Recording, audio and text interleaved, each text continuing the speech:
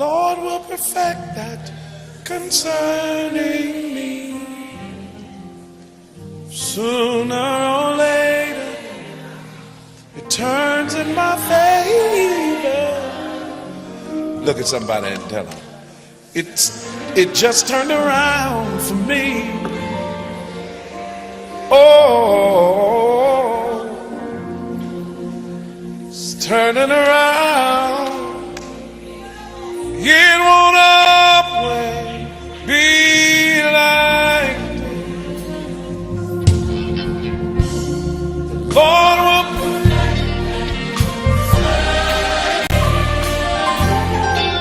soon turn.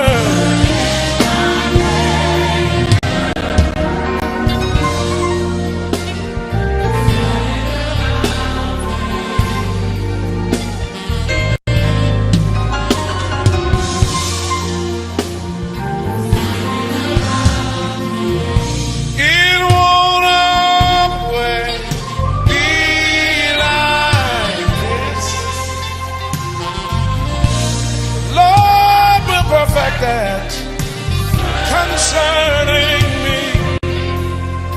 Oh, sooner or later it's gonna turn. Oh, turning around. I don't know what it's doing for you, but it's turning around. It won't always be like. Somebody clap your hands and say it like you mean it. The Lord will perfect that. Oh, sooner. Turn. Hey, turning around. Get it, get it.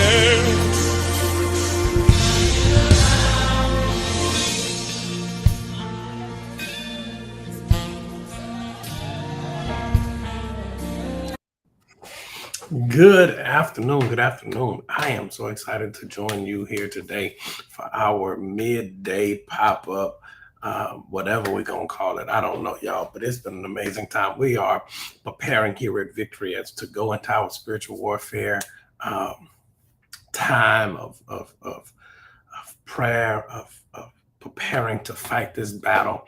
And for the months of July, August, and September, we're going to be talking about spiritual warfare.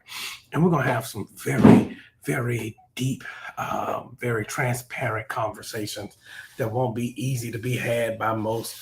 And mainly that the church has not been an active voice in some of these conversations. And so we're going to be talking about the importance of therapy, the importance of having professional counseling in some of these areas. But we're also going to talk about how we spiritually attack some of these things that have come into our lives and some of the attacks that the enemy has placed on us. So, man, I'm going to tell you all. So it's been an amazing time. So what I'm going to do during these next couple of months is just drop in some couple of pop-ups. We're going to do some pop-ups. So the first thing I'm going to ask you to do is go ahead and hit that share button, get the word out that we are live. We are live. We're here. We're live right now at noon, random Thursday at noon. I thought it was Wednesday all day, but it's Thursday. It's noon. But what I'm going to ask you to do is hit that share button, get the word out that we are live today. We're going to be talking about the fight within. And this is not just about spiritually. We're going to be talking about the fight within yourself, the fight within your heart, the fight within your mind, the fight that you fight when nobody else understands why you're fighting this fight. Why are you going through what you're going through? Why are you dealing with what you're dealing with? So we're going to talk about that today real quick. Not going to be before you long. I really just want to take a moment out and let you know, because we have some great things happening at Victory. Before we even get into today's thing, first thing I want to say, this Sunday, all white service this Sunday at 12:30 p.m. 12:30 p.m. Bring your all white. We're going to have church this Sunday at 12:30. This Sunday at 12:30. We're going to have all white service. Man, we're going to have a great time. We're going to have a great time in God. But we're kicking off our spiritual warfare series for the 3 months. I'm keep saying that because I really wanted to sit in your spirit for the next 3 months. We're going to have spiritual warfare, and we're going to be live in the room every Sunday at 12:30. We're going to be on social media most Tuesdays, but we might be live in the room some Tuesdays as well. Man, stuff happening here, Victor. I can't even get it all to you in this little short time. So let me go into this. First thing is that God gave me in Tuesday night, I was talking to him, said God had taught us about pivoting and how we move, the way that we move, the how, the why, and part of the word that kept coming to me during that during Tuesday night's Bible study was the process. And I kept thinking about how we process things, how we work through things, how we live through things, how we evolve through things. And I really kept sitting with this word process. And what I realized is, you all remember the book that became very popular many years ago called The 5 Love Languages by Pastor Gary Chapman. Very popular book, very popular. People were talking about it all over the world. Book had many books, so many things. But one of the things that I realized when you're dealing with intermingling, with tying two people together, not just in marriage, but I'm saying in any level of life, you mix with these people. What Pastor Chapman taught was how to identify your love language. He taught us how to identify the language in which you speak. What I realized is that what the book did not tell us was that we have to become bilingual, that you not only have to speak your language, but you have to learn somebody else's language. You have to learn the language that they speak, learn the language that they talk, learn how to communicate with other people, learn to explain to them what you're dealing with, how you're dealing with it, how you work through that process. How are you able to communicate with me? Are you able to talk with me? Are you able to explain to me what we've seen very clearly? Are you able, watch this, do you hear me? But do you understand me? Y'all don't hear me. Because if you ever had a language barrier, the natural reaction to you is speak louder. But the issue was not that they did not hear you. The issue was that they did not understand you. So what I realized is that some of us have a process that we go through in our lives. And what I said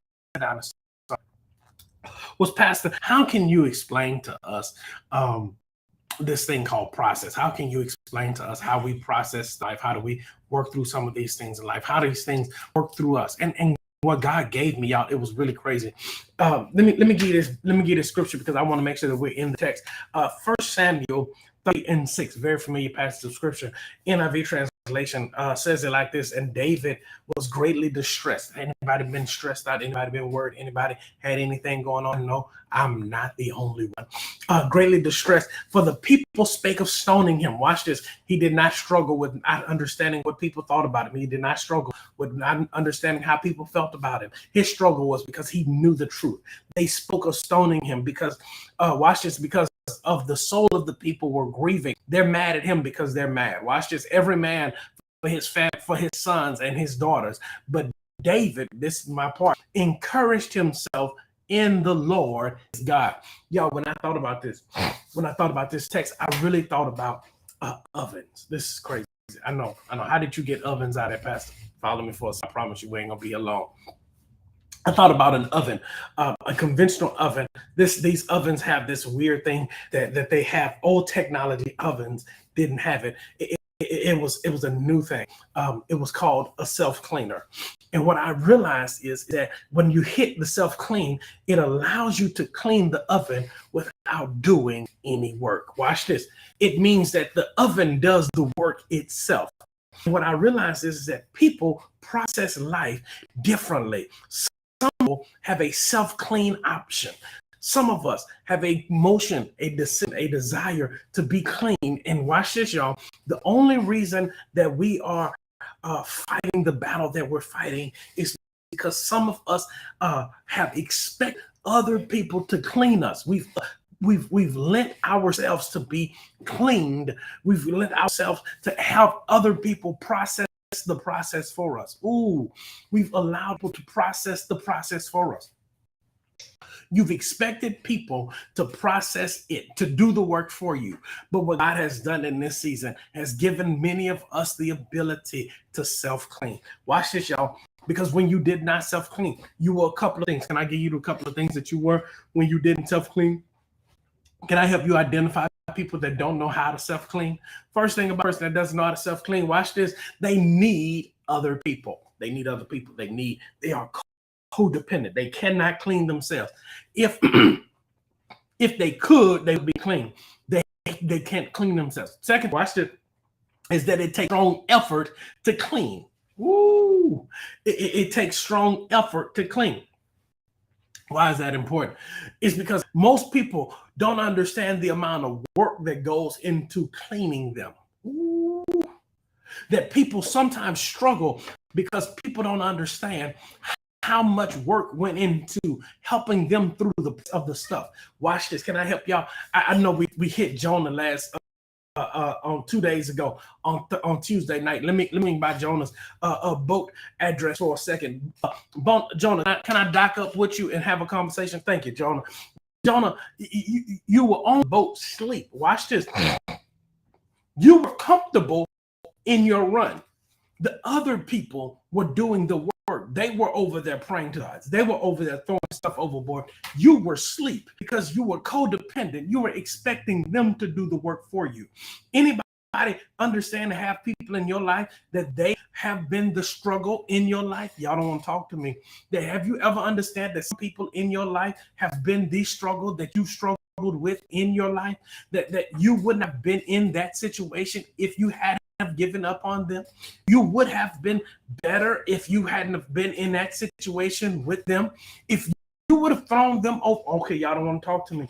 If you would have, watch this, never accepted them, then you would not have had to evict them. Ooh, if you would have never accepted them, because when they came to you, they were on the run. When they came to you, they were in bad standing. When they came to you, they were out of order. And what happened was you tried to help them process. And what you did not know is that you put them in the oven, you put them in your safe place, and they left a mess in you. And most of the time, the people that are designed to mess you up are never designed to clean you up. Ooh. So when you don't have a self-clean function, you become codependent on some people that might not have the effort or the energy to clean you up. Man, I hope I'm helping somebody. That's why we're talking about spiritual warfare. Why is this important? Because we're talking about spiritual warfare. Because when people become codependent on what you're dealing with, you don't understand that they can't give you what they don't have. Ooh. Y'all won't hear me. That sometimes it's the kills, it's the outside agents that get you clean. But watch this. It takes time to clean you up when you're depending on other people. It takes energy. It takes effort. Watch this. But can I help you? Can I jump over? Because I said I wasn't going to be here long. I got 2 minutes to get to my thing, and then I'm done. The second place is not only are you codependent, the other thing is independent. Watch this. And I'm going to give you the good and the bad about being independent because David encouraged himself. Watch this. What do you learn about self-clean oven? From self-clean ovens? One is that they lock themselves to do the work. Ooh, they lock themselves to do the work. Why is this important? It's this oven talk to me. It spoke in my spirit. This oven's been whispering to me all week long that some of us have learned that we have missed the mission. We've missed the boat. We've missed the manifestation because you didn't understand that you thought that when they told you they needed to go into their secret place, that they were against you. You thought that they didn't trust you. But what you didn't understand, for the level of cleaning that they needed to lock themselves in. And if you ever walk by a self-cleaning oven while it's on, the door is locked. You can't break it open. Watch this. it locks itself in, because watch this, because sometimes, watch this, it doesn't disappear though. Oh, I need you to hear me. It does not disappear. It's sitting in the same place. It looks like the same oven. It looks like the rest of the appliances. It looked like it did on yesterday, but it's something changing on the inside. Y'all don't want to hear me. And the only way you know it's on, two things, watch this, is it shows a sign, because it is a countdown on the screen that tells you, and the light tells you that the self-cleaning process is in motion. The second thing that it does, and this is a byproduct of the inside process, is that it starts to smell. Ooh, because the stuff that you couldn't smell that was sitting in it, when it starts burning up, it always shows signs. Man, am I helping somebody today?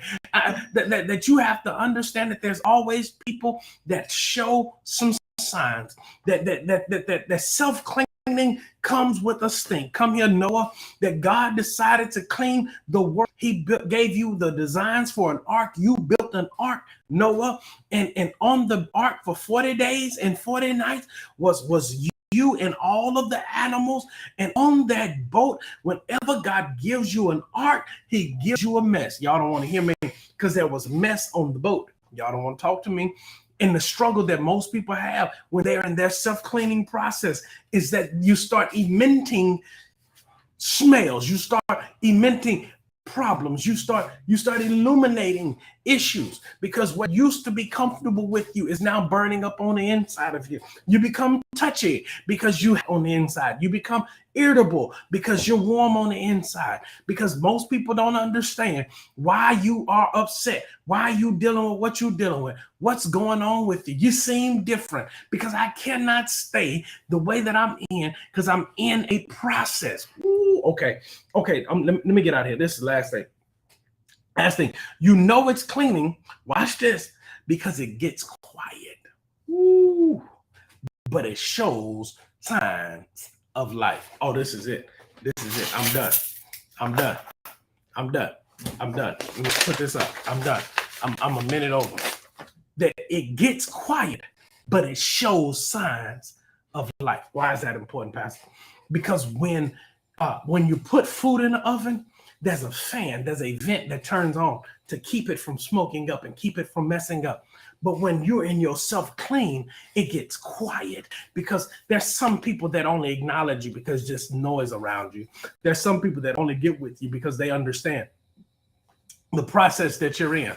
But I need somebody that's watching me today to understand this thing for me in this season, and I'm done for real, is that sometimes, and I'm going to preach about this Sunday, that's why I sit in my spirit, that sometimes your season of quietness, your season of quietness will always lead you into your season of victory. Y'all missed it. Your season of quietness will always lead you into a season of victory. Self-cleaning, you have to get that thing out of you, that you cannot trust everybody in your secret place. You cannot trust everybody, because sometimes let me go back to David, because I want to make sure I'm scripturally accurate, that the same people that you just left war with, the same people that you just rode with, the same people that just had your back are ready to stab you in your back, because everybody that goes up with you can't go through the process with you. Y'all missed it. Everybody that is your comrade, watch this, it's not your friend. Y'all missed it. The same people that lock in with you, that work with you, that are attempting to get the job done, aren't always the same people that's ready to struggle with you. The same people that are sign up with you for the workshop are not the same people that'll be with you when the checks get short and get late, and there's a conversation where there should have been a check. Y'all don't want to talk to me. And the fight within is that in the process, you have to learn that you can't be a part of everybody's cleaning. Woo! And you got to learn to give some people, and I'm done with this one, and this is it. You got to learn to put some people out before you start cleaning, because you'll fool around and burn some people, expecting them to have a capability they were never designed to do. Never expect Peter from Judas. Never expect, watch this, John from Matthew. It does not mean they aren't good. It does not mean that they can't make it. But everybody cannot live through your process. Jesus did it like this, and I'm done for real. They're in the Garden of Gethsemane. Jesus leaves 8 of them behind, takes 3 of them further along with him. Yeah, he takes 3 along with him, but he leaves them behind. And we get a peek into Jesus's self-cleaning in the Garden of Gethsemane. I pray that this cup pass from me, but nevertheless, that's self-cleaning. So don't pray away your self-cleaning.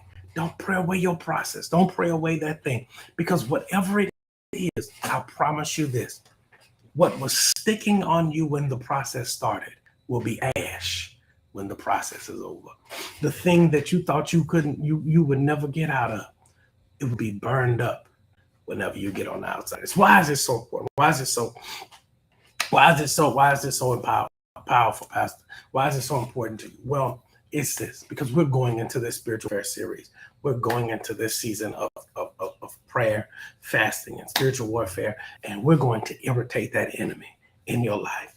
And when you get ready to run, when you get ready to defect, when you get ready to be AWOL because you can't take it, you can't deal with it, you can't go through it, you can't handle it, because it's going to get real. What are you telling me to do, Pastor? Self-clean. I'm telling you to lock in, get close to God, and self-clean. Through your process, go through your moments. When you feel by yourself, Pastor Greer, how you doing? Well, when you go through your process, when you go through your dilemmas, do not give up. Do not give out. You are not alone. You're in the process. And sometimes being by yourself does not mean alone. I teach that later on. God bless you. I love you all. See you all Sunday, 12:30. I love you all. I'm done. See you all Sunday, 12:30. Man, we got all white Sunday. Y'all better come out. We're going to have a funky good time in the Lord. Hallelujah. The roof is going to be on fire. Anyway, all right. Bless. Love you all. Good day. See you all on Sunday at 12:30. Be blessed. If I couldn't say a word,